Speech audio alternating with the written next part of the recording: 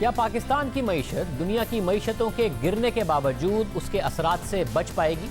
दुनिया की मईशतों पर पाकिस्तान का इन्हिसार उन ममालिक में बरामद करने, उन ममालिक में काम करने वाले पाकिस्तानियों से रेमिटेंसेस की सूरत में ज़र मुबादला पाकिस्तान आने और इसके साथ साथ उन ममालिक से पाकिस्तान में बैरूनी सरमायाकारी आने पर है। सवाल यह है कि ये तीनों फैक्टर्स कितने मुतासिर होंगे, क्योंकि यही पाकिस्तान में डॉलर्स आने का जरिया हैं और पाकिस्तान से जो बरामदात की जाती हैं या पाकिस्तान में जो सरमायाकारी या रेमिटेंसेज आती हैं उस पर कितना फ़र्क पड़ेगा, ये देखना बहुत अहम है, क्योंकि पाकिस्तान के पास ज़र मुबादला के ज़खायर नहीं हैं। क्या पाकिस्तानी मईशत दुनिया की मईशतों की तबाही या उनका सुकड़ना बर्दाश्त कर सकेगी, क्योंकि पाकिस्तान के पास ज़र मुबादला के ज़खायर कम हैं और पहले से पाकिस्तान IMF के प्रोग्राम में है। इस बात को एदाद शुमार के साथ समझने की कोशिश करते हैं। पाकिस्तान की बरामदाद में अप्रैल के महीने में 54% की कमी आ चुकी है, जो दरामदाद में 34% की कमी से बहुत ज़्यादा है। अप्रैल 2019 में पाकिस्तान ने $2 अरब से जायद की बरामदात की, मगर अप्रैल 2020 में $1 अरब से भी कम यानी 95 करोड़ डॉलर्स की पाकिस्तान ने बरामदात की। मगर बैरून मुल्क से आने वाली तरसीलात ज़र यानी रेमिटेंसेज में हैरानकुन तौर पर अभी तक कोई कमी नहीं देखी गई है और ये एक बड़ी हौसला अफजा पिक्चर है, क्योंकि इस साल अप्रैल के महीने में $1 अरब 79 करोड़ डॉलर्स की तरसीलात ज़र आई, जबकि पिछले साल अप्रैल के महीने में $1 अरब 77 करोड़ डॉलर्स थी, यानी कि सूरत हाल यहाँ पर ख़राब नहीं हुई है। अब सवाल यह है कि क्या पाकिस्तान की बरामदाद में, एक्सपोर्ट्स में इतनी बड़ी कमी आने वाले वक्त में भी बरकरार रहेगी और क्या रेमिटेंसेस का ना गिरना आने वाले दिनों में भी बरकरार रहेगा, या दीगर ममालिक की मईशतों की गिरावट और बेरोजगारी हमें भी मुतासिर करेगी? इसके लिए मज़ीद इदाद शुमार का जायजा लेते हैं। पाकिस्तान में सबसे ज़्यादा ज़र मुबादला रेमिटेंसेस सऊदी अरब में काम करने वाले पाकिस्तानी भेजते हैं। उन्होंने अप्रैल में 45 करोड़ डॉलर भेजे, जो गुज़िश्ता बरस के 42 करोड़ डॉलर से 5% ज़्यादा है। दूसरे नंबर पर अमेरिका रहा, जहां से 40 करोड़ डॉलर आए, जो गुज़िश्ता बरस अप्रैल के महीने से 54% ज़्यादा है। फिर मुत्तहिदा अरब अमारात से 35 करोड़ डॉलर आए, जो गुज़िश्ता बरस से 5% कम है, यानी यहाँ पर फ़र्क पड़ना शुरू हो गया है। फिर बरतानिया, यूरोपीय यूनियन और दूसरे अरब ममालिक से ज़र मुबादला आया और सब में गुज़िश्ता बरस के मुकाबले में कमी ही हुई है। इसी तरह पाकिस्तान ने सबसे ज़्यादा बरामदात 2019 में अमेरिका को $4 अरब की, दूसरे नंबर पर $2 अरब के साथ चीन, तीसरे नंबर पर $1.7 अरब के साथ बरतानिया रहा, जर्मनी को $1.3 अरब, हॉलैंड को $1 अरब, स्पेन को $950 मिलियन की बरामदात की और इटली को $800 मिलियन की बरामदात की, जबकि मुत्तहिदा अरब अमारात को $1.1 अरब की पाकिस्तान ने बरामदात की। अब देखते हैं कि इन ममालिक की मईशतों का अब क्या हाल है और मुस्तकबिल में क्या होने वाला है। अमरीकी मईशत में मार्च से अब तक बेरोजगार अफराद की तादाद में 3.5 करोड़ अफराद का इजाफा हो चुका है, जो अब से 100 साल पहले होने वाली बदतरीन मुआशी डिप्रेशन के बाद सबसे बड़ा नंबर है। अमरीका में बेरोजगारी की शरह 15% से तजावुज़ कर गई है, जो दूसरी जंग अजीम के बाद सबसे बड़ी शरह बेरोजगारी है और यह ख्याल किया जा रहा है कि इनमें से 42% अफराद की बेरोजगारी आर्जी नहीं है बल्कि मुस्तकिल है, यानी मईशत खुलते ही उन्हें रोजगार दोबारा नहीं मिल जाएगा। और अब आलमी इदारे गोल्डमैन सैक्स के मुताबिक अमेरिका में बेरोजगारी बढ़कर 25% तक जा सकती है। ग्रेट डिप्रेशन वाला हाल होगा जब 1933 में बेरोजगारी 24.9% तक पहुंच गई थी। गोल्डमैन सैक्स के मुताबिक लॉकडाउन खोल भी दिए गए, तब भी मईशत कोरोना वायरस से पहले की सतह पर फौरी तौर पर वापस नहीं जाएगी, यानी अभी बेरोजगारी मजीद होनी है। आज भी अमेरिका में गुज़िश्ता हफ्ते के दादो शुमार सामने आए हैं। इसके मुताबिक गुज़िश्ता हफ्ते 30 लाख अफराद मजीद नौकरियों से फारिग हो चुके हैं और अमरीकी स्टॉक मार्केट में शुरू में ही इस हवाले से मंदी देखी गई, क्योंकि मुस्तकबिल में अमरीकी मईशत के इशारे बुरे नजर आ रहे हैं। IMF के मुताबिक 2020 में अमरीकी मईशत 6% से सुकड़ेगी। सुकड़ने का मतलब प्रोडक्शन में कमी, कंजप्शन में कमी, आमदनी में कमी, बेरोजगारी में इजाफा और अमरीका से दीगर ममालिक को जाने वाली रेमिटेंसेज में कमी।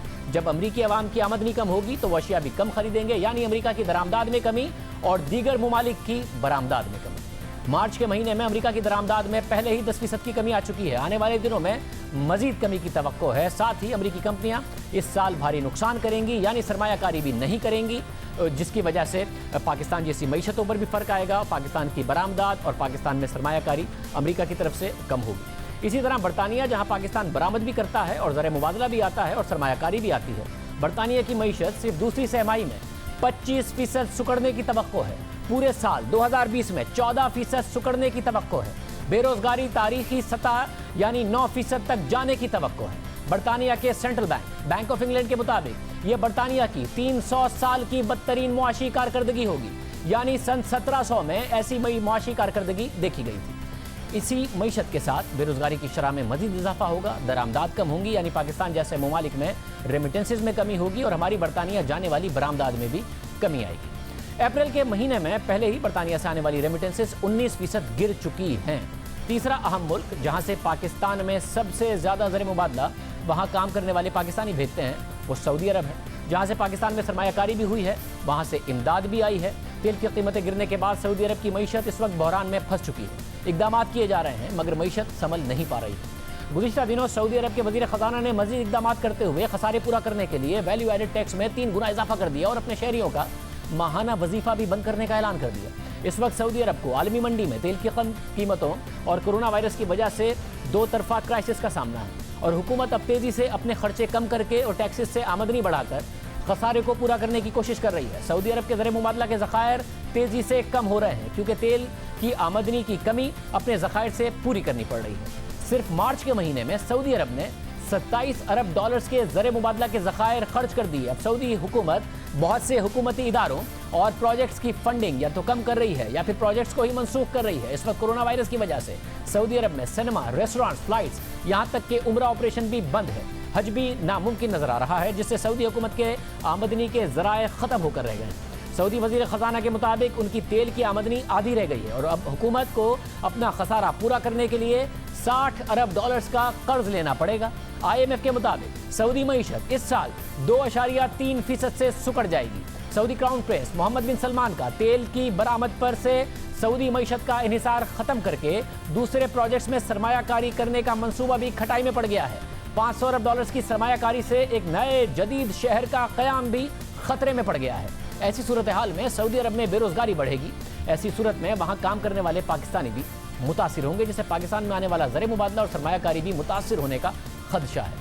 मुत्तहदा अरब अमारात और कुवैत की मईशत भी तेल पर इंहिसार करती हैं। इन ममालिक ने भी सऊदी अरब के साथ साथ अपने तेल की पैदावार में कमी की है। इन ममालिक पर भी तेल के कम कीमतों का असर पड़ रहा है। इन ममालिक के बजट और मईशत भी तेल की कीमतें कम होने से मुतासिर हो रही हैं और सुकड़ रही हैं और बेरोजगारी बढ़ने का खदशा है। पहले ही मुत्तहदा अरब अमारात से आने वाले जो ज़र मुबादला है, जो रेमिटेंसेज हैं, अप्रैल के महीने में उनमें 5% की कमी आ चुकी है। एक और मईशत जहाँ पाकिस्तान बरामद भी करता है और वहाँ काम करने वाले पाकिस्तानी ज़र मुबादला भी भेजते हैं, वो यूरोपीय यूनियन का ब्लॉक है। 2020 में यूरोपीय यूनियन की मईशत 7.4% से सुकड़ जाएगी। यूरोपीय कमीशन के मुताबिक सरमायाकारी तबाहकुन हद तक गिर जाएगी। बेरोजगारी, कर्ज और खसारों में बेपनाह इजाफा होगा।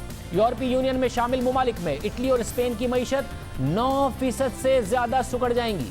यूरोपीय यूनियन की सबसे बड़ी मईशत जर्मनी 6.5% से सुकड़ जाएगी। यूरोपीय यूनियन की दूसरी बड़ी मईशत फ्रांस 8.5% से सुकड़ जाएगी।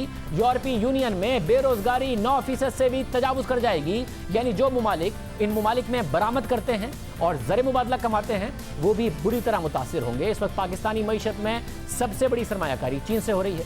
सीपेक चीन और पाकिस्तान के दरमियान सबसे अहम प्रोजेक्ट है। आने वाले दिनों में भी पाकिस्तान में मजीद सरमायाकारी की तवक्को की जा रही है मगर दुनिया की दूसरी बड़ी 14 ट्रिलियन डॉलर से जायद की चीनी मईशत भी इस वक्त 30 साल से 10% की औसत तरक्की करने के बाद, दुनिया की बड़ी बड़ी मईशतों को पीछे छोड़ने के बाद, महज 30 साल में दुनिया की दूसरी बड़ी मईशत बनने के बाद पहली दफा सुकड़ने जा रही है। इस साल की पहली तिमाही में चीनी मईशत 6.8% सुकड़ चुकी है। इसकी एक वजह यह है कि चीन दुनिया का सबसे बड़ा एक्सपोर्टर है। अमेरिका, बरतानिया, यूरोपीय ममालिक से लेकर तरक्की पजीर ममालिक भी चीन से दरामद करते हैं। चीनी मईशत का इन्हिसार ही बरामदाद पर है। पाकिस्तान भी चीन से ही बड़ा हिस्सा दरामद करता है।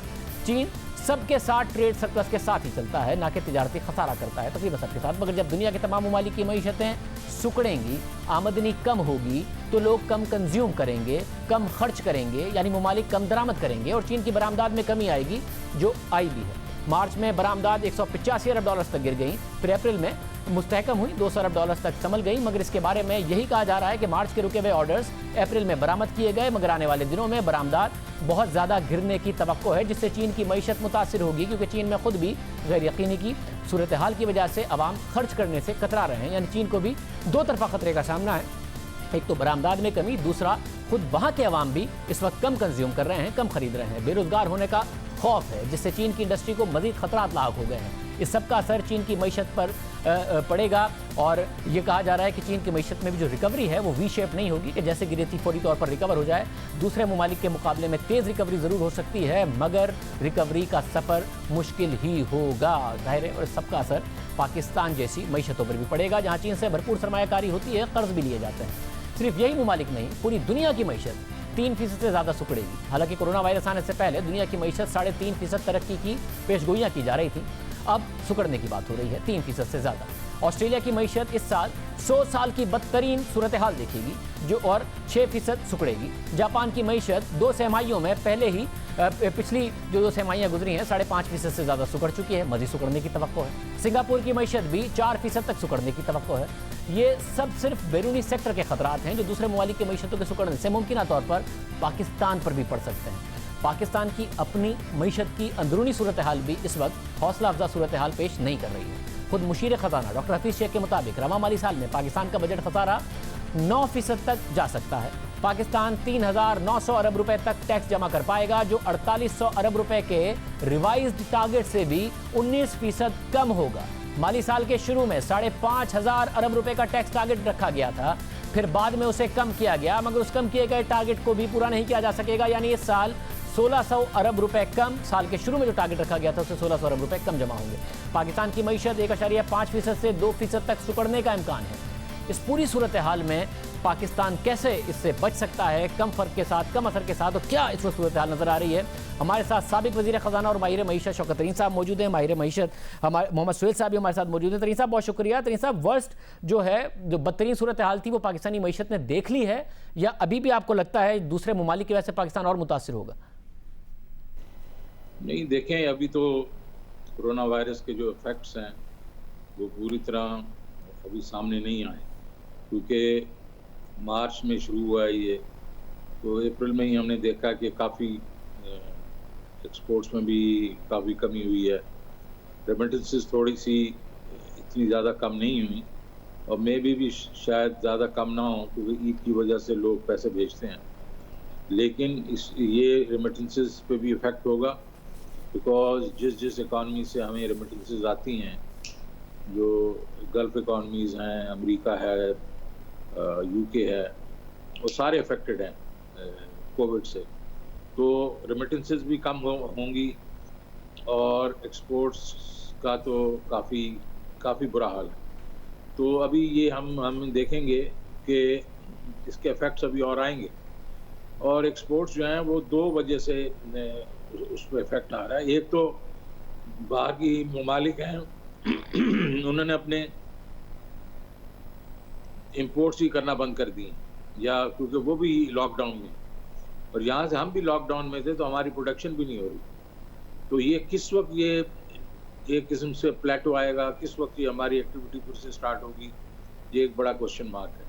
लेकिन दूसरी साइड से इंपोर्ट्स भी जो हैं वो डिमांड की कंप्रेशन की वजह से कम हुई हैं, ऑयल प्राइसेस के गिरने से कम हुई हैं, तो बैलेंस ऑफ पेमेंट में तो इतना ज़्यादा फ़र्क नहीं आ रहा, लेकिन ये इकॉनमी का जो पहिया है वो स्लो होगा और ये लगता ये है कि जो 2% हम कह रहे थे वो शायद 1.5 से 2% नेगेटिव हो, जिसका मतलब ये है कि ये अप्रैल मई जून जो है इसमें काफ़ी इकॉनमी जो है वो टैंक करेगी।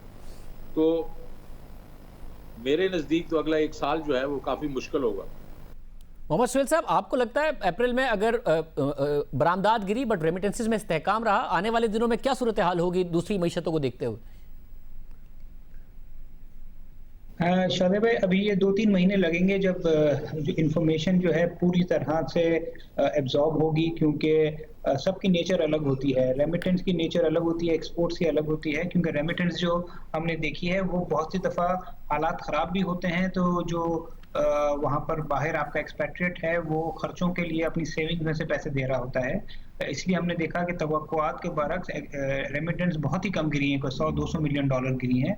और इसमें एक इंटरेस्टिंग चीज़ ये हुई है कि मिडिल ईस्ट से तो गिरी हैं रेमिटेंस, मगर जो डेवलप कंट्रीज़ हैं जहाँ पे प्रोफेशनल्स काम करते हैं, ख़ासतौर से अमेरिका में, वहाँ से रेमिटेंस नहीं गिरी। तो ये शो कर रहा है कि वो जो लोग जिनके पास सेविंग्स है उन्होंने अपने घरों को पैसे दिए हैं, और ख़ास तौर से रमज़ान से पहले, ईद से पहले पैसे ज़्यादा आते हैं। तो मेरे ख्याल में रेमिटेंस के लिए 1-2 महीने के बाद पता चलेगा कि इसका ट्रेंड क्या है।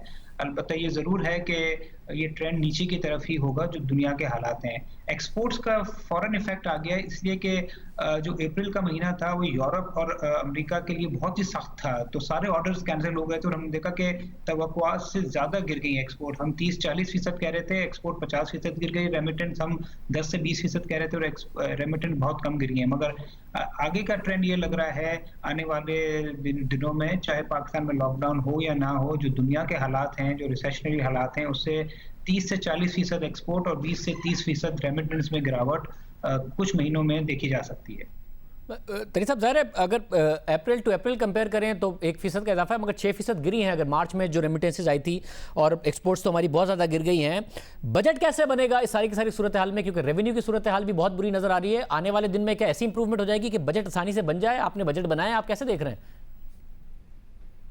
बिल्कुल बैलेंस करना बहुत मुश्किल होगा, और इसमें एक हम IMF के EFF प्रोग्राम में भी हैं ऑलरेडी, तो IMF भी कोशिश करेगा कि हम रेवेन्यूज बढ़ाएं। सुनने में आ रहा है कि वो कह रहे हैं 5,000 अरब कर दें, तो ये बड़ा मुश्किल है। हमें इस वक्त रेजिस्ट करना चाहिए इस किस्म के प्रेशर्स को अगले 12-18 महीने के लिए, बिकॉज हमारे एक्सपेंडिचर्स तो होंगे, बिकॉज ये कोरोना की वजह से जो भी हमारे जो अखराजात हैं एहसास प्रोग्राम के तहत, दूसरे इस किस्म के सोशल सेक्टर के प्रोग्राम के तहत वो एक्सपेंडिचर्स होंगे, और रेवेन्यू हमारा जो होगा उतना नहीं होगा कि इकोनॉमिक एक्टिविटी जो है गियर अप नहीं करेगी।